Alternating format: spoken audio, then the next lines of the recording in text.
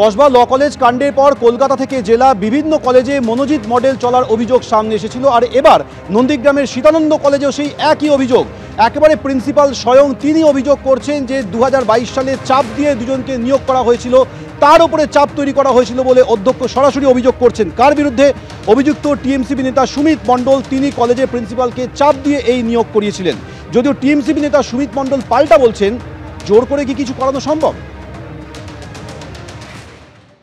ছেলে মেয়ে এমন আছে, মানে 5-6 জন ছেলে মেয়ে পুরো কলেজের পরিবেশটাকে দূষিত করছে। প্রিন্সিপালের ঘরে এসে ভীষণভাবে টর্চার করতো, অ্যাট্রোসিটি অ্যাক্টের বিরুদ্ধে কথা বলতো, যেমন নিচু জাত, অমুক জাত, এসটি টেস্টি, কিছুই জানি না এইভাবে বলে, এই জন্যে আপনি চেয়ারে বসে আছেন এসটি বলে, আদিবাসী বলে, এই ধরনের কথা বলতো। এছাড়া হুমকি দিত, রাস্তায় দেখে নেবো, অমুক করে নেব। তো ওই করে তখনই ওরা বলছে 5 জনকে এখানে চাকরি দিতে হবে। জোর করে ওই 2 জনের একটা, ওরাই বলছিল 2 জন অন্তত নিন, নাহলে আপনাকে এইভাবে ডেলি এই সমস্যার সমাধান করতে হবে। ওই একজন ছিল ওই যে সুমিত মণ্ডল, আর শাহরুখ আলী খান নাকি একটা। আমি রেজিস্ট্রার, ভিসি ওদেরকে চিঠি দিয়েছিলাম। এখানে এমন প্রবণতা হয়েছে যে হয়তো 5 বছর আগে যে পাস করেছে, 6 বছর আগে পাস করেছে, এরপরে কোথার থেকে ওই ভোকেশনালে কোনো এইচএস ডিগ্রি নিয়ে এসে আবার পুনরায় অ্যাডমিশন নিচ্ছে। ওই যে 2022 বা ওর আগেও ওই ছেলেটা ফার্স্ট ইয়ারে ছিল, এখনো ফার্স্ট।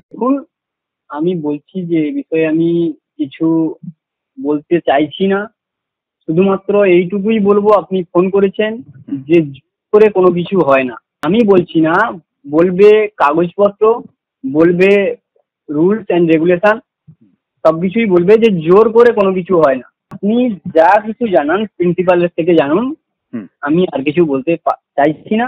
স্টুডেন্ট থাকলে যে ইউনিট প্রেসিডেন্ট থাকতে পারে না, এটা আপনার ভুল ধারণা। ভাবে প্রিন্সিপালকে চাপ সৃষ্টি করে এবং তাকে হুমকি এবং ভয় দেখিয়ে বহিরাগতদের নিয়ে এসে এই ধরনের কাজ করে অ্যাপয়েন্টমেন্ট লেটার নিয়েছে। তো আমি সব জেনে নিয়েছি, কিন্তু আমাকে তো জিবির মিটিং ডেকে সেই সিদ্ধান্ত নিতে হবে। তো অবশ্যই চাপ সৃষ্টি করছিল তারা বাইরের লোকজন ছিল বলে আমাকে প্রিন্সিপাল সাহেব জানিয়েছেন, সেটা লিখিতভাবে জানিয়েছেন এবং মৌখিকভাবে জানিয়েছেন। আমাকে টিএমসি বলে বলেনি, ব্যক্তিগতভাবে সুমিত মণ্ডল এবং আরও অন্যান্য বাইরের লোকজন এসে চাপ সৃষ্টি করে তাকে অ্যাপয়েন্টমেন্ট লেটার দিতে বাধ্য করিয়েছিল।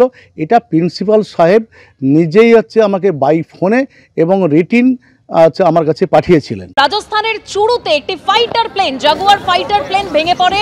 চুরুর ভানুদা গ্রামের কাছে এই ফাইটার প্লেনটি ভেঙে পড়ে এবং ভেঙে পড়ার সময় ওই ফাইটার প্লেনে পাইলট ছিল। তবে ভেঙে পড়ার আগে তিনি প্লেন থেকে বেরিয়ে যান কিনা সেটা এখনো জানা যায়নি।